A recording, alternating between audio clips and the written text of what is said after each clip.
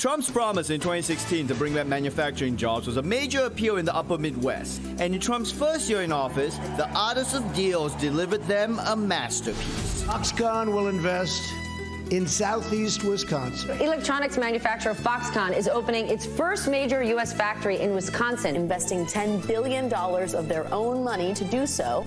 That's right, Foxconn, the Taiwan-based company that's good at making iPhones and great at making their employees jump off buildings. The Foxconn deal in Mount Pleasant was as golden as the shovels Trump brought to the groundbreaking.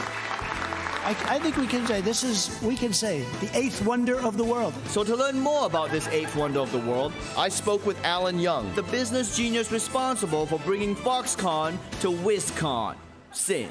Love business, love big business. I love great businessmen. You brought manufacturing to Mount Pleasant. What do you love most about Wisconsin? The cheese or the high rate of alcoholism? It turns out Wisconsin actually, to our benefit, was the right choice. And the vision really was to create what we call Wisconn Valley, the $10 billion project slated to create up to 13,000 jobs. All right, high-tech job creation. Local country bumpkin Kelly Gallagher must be ecstatic.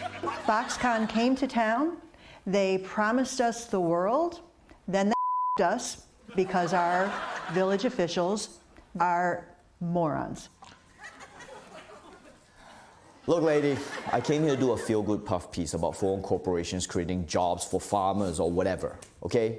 Are you telling me that's not happening? They promised us 13,000 jobs and a $10 billion investment. We got a few hundred crappy jobs.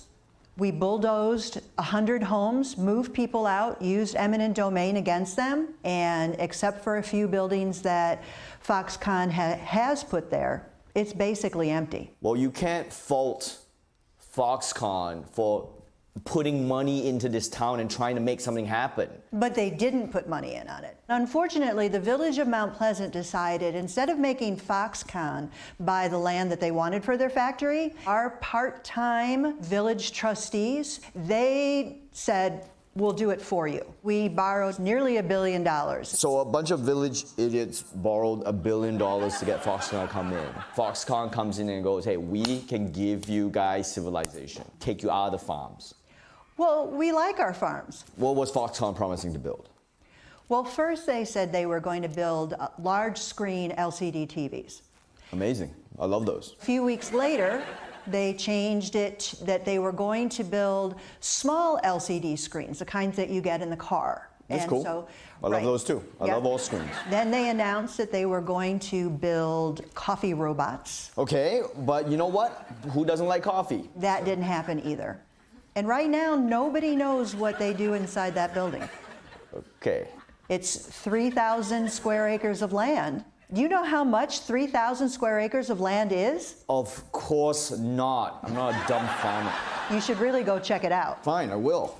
This simple villager wasn't making any sense.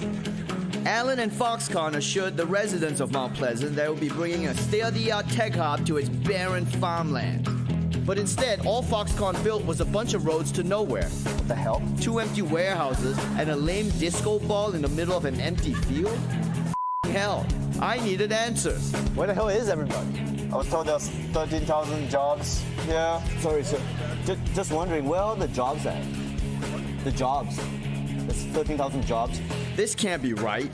And even if there aren't any jobs or products or transparency, surely Foxconn has a plan.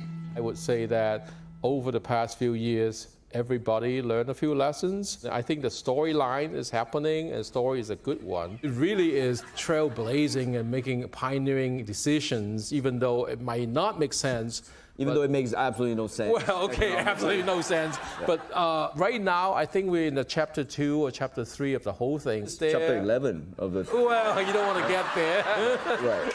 Well, the outcome was job creation. Mm-hmm. You really shouldn't care if you build potato chips or microchips. Potato chips or microchips, who cares? Just make something. That's what people want, for Foxconn to make something in this factory. It takes a village. It takes a village to build a factory that makes nothing. You got me there. Alan did a great job at showing the very thin line between genius business plan and scam. Okay, I think I see why you're so upset. You got catfished. Do you know what catfishing is? Yes, I do. But why did they do this? If it's so bad for everybody, why did this happen? Well, it was really Donald Trump. Oh, here we go again. It's the largest failed publicly funded economic development project in Wisconsin history, possibly in U.S. history. In true Trump fashion, he made a promise, never delivered, and left someone else holding the bag. Was there any way to turn this development disaster around? More breaking news now. Microsoft could be coming to Mount Pleasant. This is a huge win for the village. Microsoft came to town and they announced a $3.3 billion investment project and 2,000 full-time jobs. Okay, 2,000 is quite a step down from 13,000. But those 13,000 jobs were never real. What are you even making there? It's going to be an AI data center. Wait, but if it's an AI center, it's going to take jobs. They're going to replace workers. You're going to end up with less jobs than before. Well, it's better than nothing. Actually, no.